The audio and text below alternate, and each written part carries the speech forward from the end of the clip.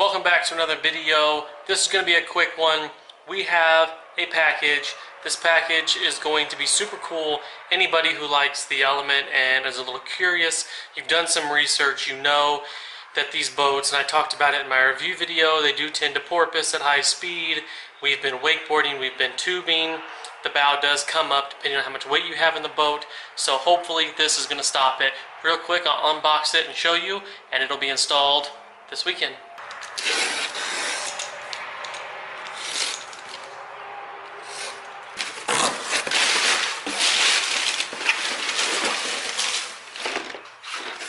Here it is.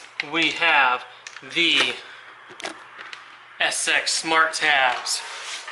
So these are going to be put on the back of the boat, and it's going to keep the nose down, it's going to stop the porpoise, maybe it'll give us some extra speed. These are the 60-pound version made for this boat. I'm super excited. We'll do a review video soon.